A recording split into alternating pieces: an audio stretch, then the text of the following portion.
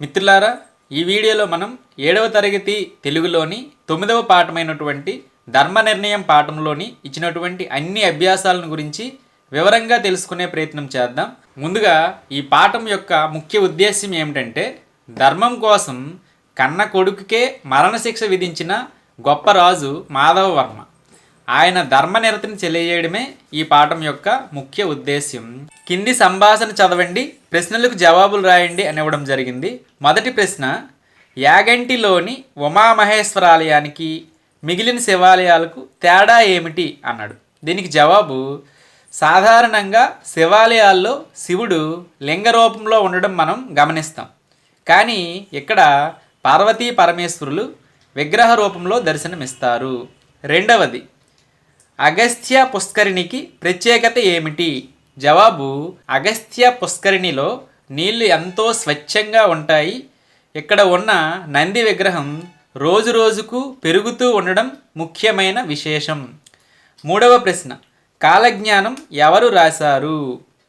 కాలజ్ఞానం వీరబ్రహ్మం గారు రాశారు. పై సంభాషణ ఆధారంగా ఒక ప్రశ్న తయారు చేయండి అన్నాడు. మనకు నచ్చిన ప్రశ్నను మనం తయారు చేయొచ్చు. ఇక్కడైతే ఉదాహరణకు యాగంటి క్షేత్రం ఏ జిల్లాలో ఉంది అని వ్రాయవచ్చు. తరువాత ఈ క్రింది ప్రశ్నలకు 4-5 వాక్యాల్లో సమాధానాలు రాయండి అని ఇవ్వడం జరిగింది. మొదటి ప్రశ్న, దుర్గాదేవిని కనకదుర్గగా ప్రజలు ఎందుకు పిలుస్తున్నారు? దుర్గామాత తన భక్తుడైన మాధవవర్మ ధర్మనిరతికి సంతోషపడి గడియపాటు ఎడతెరిపి లేకుండా విజయవాడ నగరమంతా బంగారు కాసుల వాన కురిపించింది. అలా కనకవర్షం కురిపించిన దుర్గాదేవిని ఆనాటి నుండి కనకదుర్గగా పిలుచుకుంటున్నారు అని రాయొచ్చు. మాధవవర్మ దృష్టిలో అందరూ సమానులేనని ఎట్లా చెప్పగలవు? రథాన్ని వేగంగా నడిపిన ఒక యువకుని మరణానికి మాధవవర్మ స్వంత కుమారుడు కారణమయ్యాడు. అప్పుడు మాధవవర్మ తనకు ధర్మకార్యాచరణే తప్ప స్వపర భేదం లేదని తన కుమారునికి మరణశిక్ష విధించాడు. దీనిని బట్టి మాధవవర్మ దృష్టిలో అందరూ సమానులే అని చెప్పవచ్చు. పుత్రవాత్సల్యం అంటే ఏమిటి? తల్లిదండ్రులకు తమ పిల్లల పట్ల ఉండే ప్రేమను పుత్రవాత్సల్యం అంటారు. కింది ప్రశ్నలకు 8 నుండి 10 వాక్యాల్లో జవాబులు రాయండి అని ఇవ్వడం జరిగింది.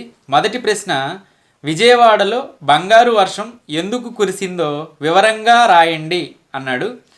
మాధవవర్మ ప్రజానురంజకుడు, ధర్మబుద్ధి, ఆశ్రిత వత్సలుడు, ఆపన్నుల పాలిట కల్పవృక్షం. ఒకసారి ఆయన కుమారుడు రథం మీద చాలా వేగంతో కోట వీధిలో ప్రయాణించాడు.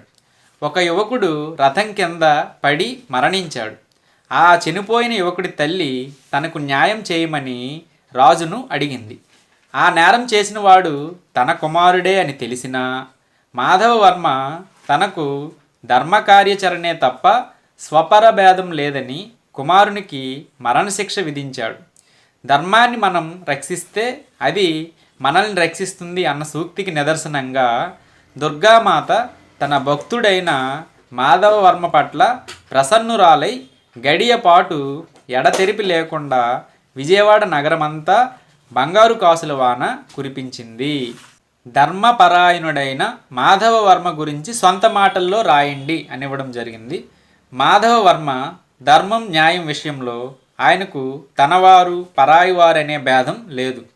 ధర్మం కోసం కన్న కొడుకునే మరణశిక్షను విధించినటువంటి మేటి రాజు మాధవవర్మ. అతడు ప్రజానురంజకుడు, ధర్మబుద్ధి, ఆశ్రిత వత్సలుడు, ఆపన్నుల పాలిట కల్పవృక్షం. ఇతను దుర్గామాత భక్తుడు.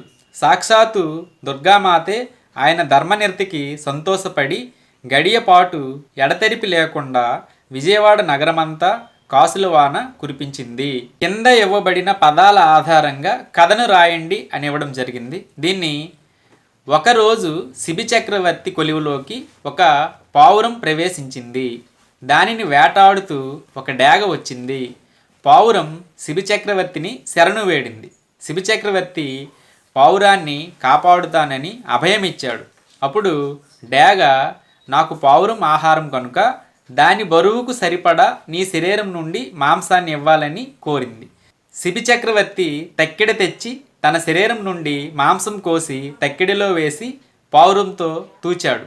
ఎంత మాంసం వేసినా సరిపోలేదు. చివరికి తానే తక్కిడిలో కూర్చోవడానికి సిద్ధపడ్డాడు. అతని యొక్క త్యాగ నిరతికి ప్రజలు మెచ్చుకున్నారు. మారు రూపంలో ఉన్న అగ్నిదేవుడు, ఇంద్రదేవుడు శిబి చక్రవర్తి యొక్క దాన గుణమును, త్యాగ గుణమును చూసి సంతోషించారు అని వ్రాయవచ్చు. తరువాత భాషాంశాలులో కింద గీత గీసిన పదాలకు అర్థాలు రాయండి, వాటితో సొంత వాక్యాలు రాయండి అని ఇవ్వడం జరిగింది. గడియ అంటే 24 నిమిషాల కాలం. 24 నిమిషాల పాటు నేను రోజు సాయంత్రం ఆటలు ఆడుతాను.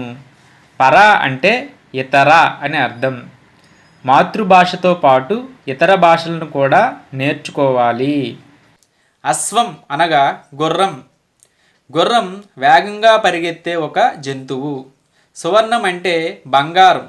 బంగారం ధర రోజురోజుకు పెరిగిపోతుంది అని వ్రాయవచ్చు. కింది వాక్యాలలో సమానార్థక పదాలు అంటే పర్యాయ పదాలు ఉన్నాయి, వాటిని వెతికి రాయండి అని ఇవ్వడం జరిగింది. 1వ వాక్యంలో గుర్రం, అశ్వం, హయం.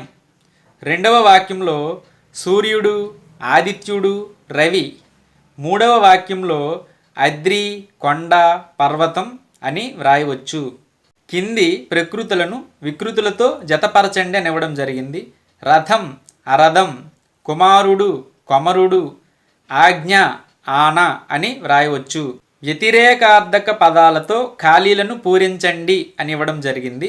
ఇక్కడ ఉదయిస్తాడుకి వ్యతిరేక పదం అస్తమిస్తాడు, అన్యాయంకి న్యాయం, సుఖంకి దుఃఖం, సామాన్యకి అసామాన్యం అని వ్రాయవచ్చు.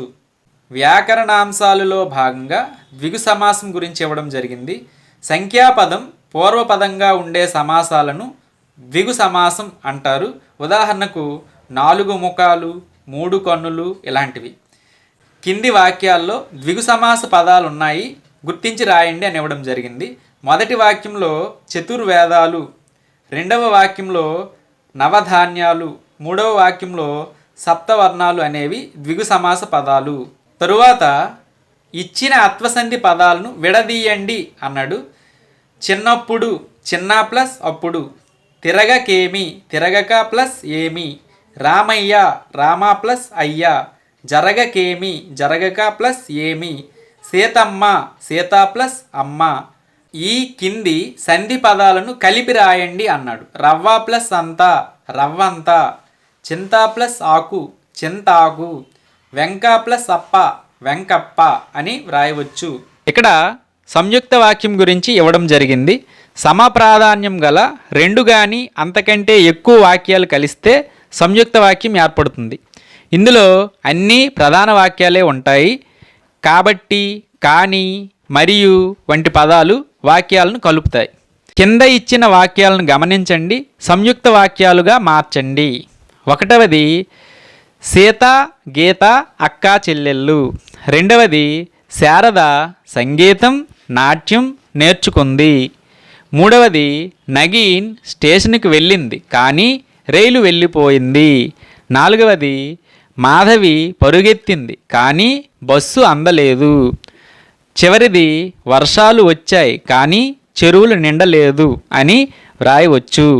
చివరిగా ప్రాజెక్ట్ పని ఇవ్వడం జరిగింది. మీ ప్రాంతంలోని దర్శనీయ స్థలాలను గూర్చిన వివరాలు సేకరించి రాయండి అన్నాడు. నేనైతే కైలాసగిరి గురించి రాయడం జరిగింది. కైలాసగిరి భారతదేశంలోని ఆంధ్రప్రదేశ్ రాష్ట్రంలోని విశాఖపట్నంలో ఉన్న ఒక కొండపైన ఉన్న ఉద్యానవనం. ఈ పార్క్ విశాఖపట్నం నగరాభివృద్ధి సంస్థ చేత అభివృద్ధి చేయబడింది. ఇది 380 ఎకరాల భూభాగం ఉష్ణమండల చెట్లతో కప్పబడి ఉంటుంది. 2003లో ఆంధ్రప్రదేశ్ ప్రభుత్వం కైలాసగిరిని ఉత్తమ పర్యాటక ప్రదేశంగా గుర్తించింది. సగటున సుమారు 3 లక్షల మంది భారతీయ, విదేశీ పర్యాటకులు ప్రతి సంవత్సరం ఈ ఉద్యానవనాన్ని సందర్శిస్తారు. వాతావరణాన్ని కాపాడటానికి కూడా ఈ కొండను ప్లాస్టిక్ రహిత మండలంగా ప్రకటించింది. ఈ వీడియో గనుక మీకు నచ్చినట్లయితే దయచేసి లైక్ చేయండి, కుదిరితే సబ్స్క్రైబ్ చేయడానికి ప్రయత్నించండి. ధన్యవాదాలు.